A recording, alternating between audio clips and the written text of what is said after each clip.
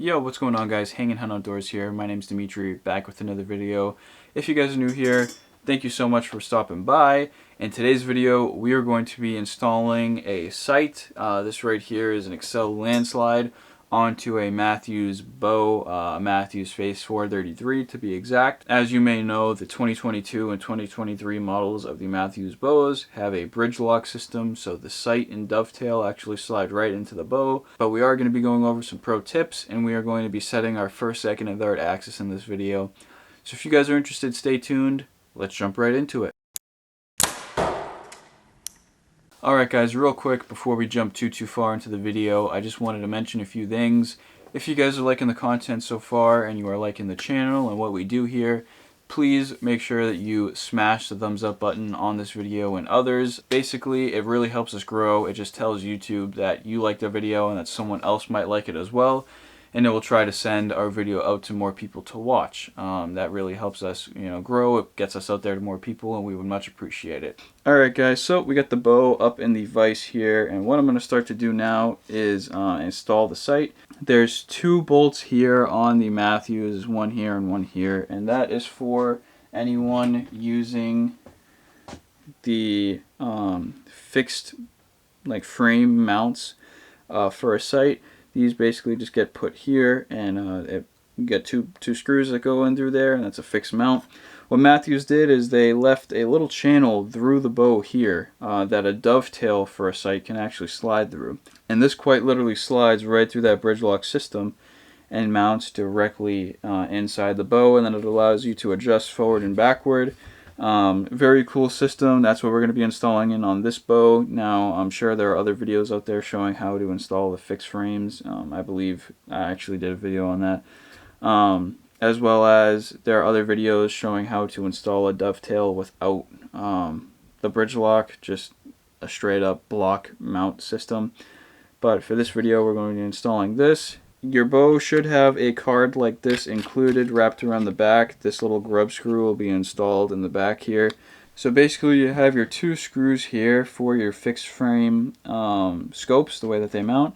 And then you have this hole up here. And this big hole up here is for that grub screw. You put the brass side down into the hole and then you thread it on. And that's basically what presses up against your dovetail sight and locks it into place.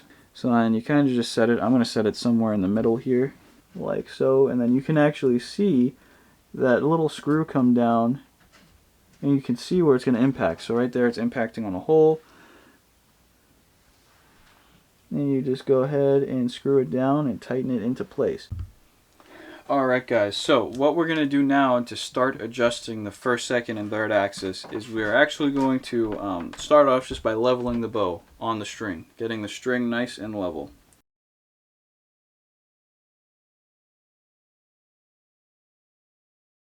And now what we're going to do is we're going to take out our Hamskea first, second, and third axis leveler, and we're going to go ahead and install it somewhere on the rail of this bow. We're going to adjust the first axis first. And basically what we do is we just take this third axis leveling tool and we clamp it onto the sight. So it's just got this little dial clamp here. The newer versions have a plate that just moves in and out that clamps, but this one's got that little screw. And we just install it somewhere over here on the rail of this bow. It doesn't matter how we do it as long as it's square. So right here my sight is not level whatsoever. As you can see, my bow is level, but that sight is not level, meaning that this rail is at an angle respective to my bow's level, my string level. So what I'm going to do now is I'm actually going to crack these things loose. Which I believe is this one. I'm going to crack this top one loose. I'm going to keep it snug though. So what I can do now is with this loose and this ever so slightly loose, you see how I can adjust this now? Look at that, it almost bounced right back to perfectly level.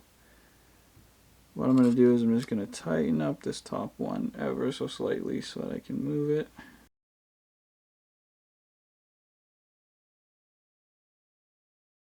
I'm just going to hold it because these sights, when you tighten up these screws, they tend to shift a little bit for some strange, odd reason. that right there is perfectly level. Now we can go ahead and move on to our second axis, which is just adjusting these back screws on here and getting our scope actually level. So let's go ahead and do that. So we got this screw right here that you kind of come in with your Allen key through this way to get to, but it's that one right there, and then there's one on the bottom that you also have to adjust. Now they're both kind of a pain in the ass to get to. So I'm going to flip you around and I'll show you the actual level on the scope itself while I adjust that. Alright guys, so as you can see, our second axis is actually pretty close. But we're going to go ahead and make it spot on just because that's what we do here.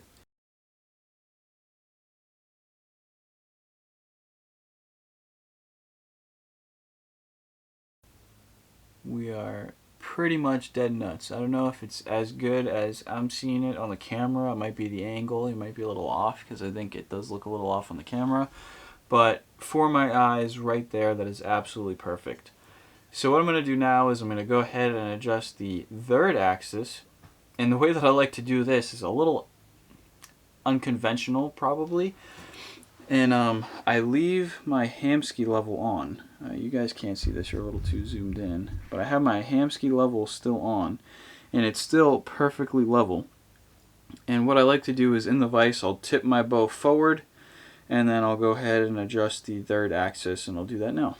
Alright guys, so real quick, I'm just going to explain to you before we jump into setting the third axis why it's so important to set your third axis. So basically, the reason and the theory behind it is that if you have a sight, and let's say it's not perfectly 90 degrees or not perfectly set for that third axis, when you're up here and you're perfect and you're flat and you adjust your second axis, it's level.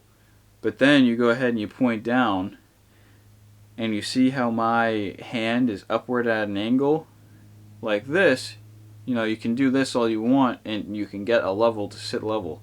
Once you go like this, now the bubble is shooting up to the highest point, and then you're gonna cant to try to alleviate that, and then your bow is at a false level, you know, respective to your string in that plane. So the reason why we set our third axis level is so that when we're here, you know, we're level, and then we go down, and then we cant, and our bow is level. So no matter where we cant our bow, whether it's up or down, it is exactly like 90 degrees, let's just say, to our string, and it is perfectly level no matter how we tilt our bow.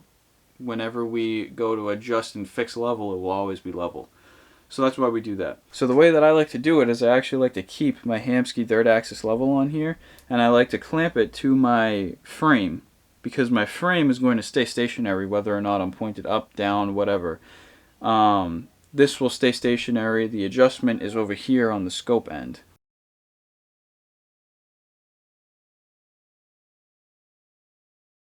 The part that's actually level with my string is now also level. But if you look here, my scope level is buried all the way to one direction, and that's what I was talking about with that angle. So I don't know if you can tell, but I could tell right away that this thing is at an angle like this compared to the bow. So what we're going to do now is we're going to loosen the two screws on the bottom here. These two adjust the third axis. Now every sight is going to be a little different with the third axis adjustment, so I'm not going to go too crazy and in-depth showing you exactly the two screws on this one, because everything is always going to be different. Do a little bit of research on your particular site before you go ahead and do it. But there's two bolts on the bottom, one over here and one over here. You should be able to see it on your like manual or something. So now we're going to do this live. We're going to adjust our third axis.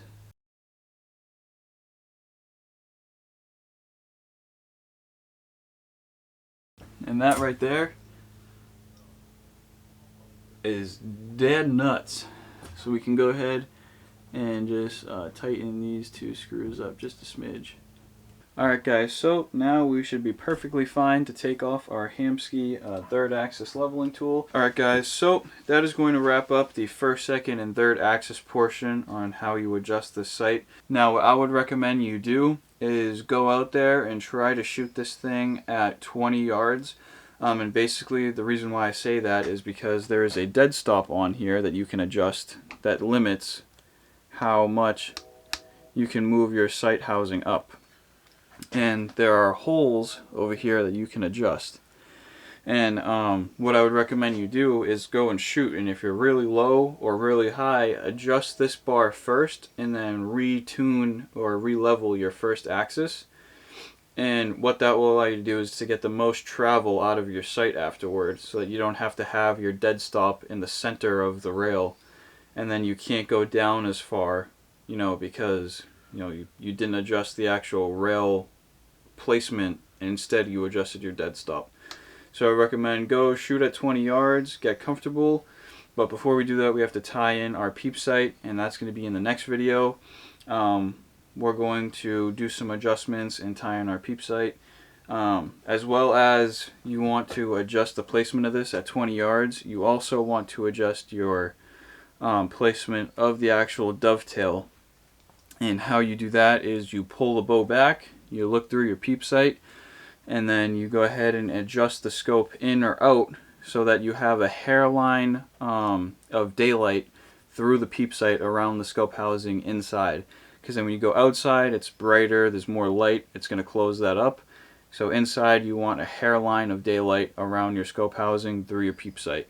So that's kind of going to be in the next video too. We're going to go over adjusting the peep sight height compared to the D-loop.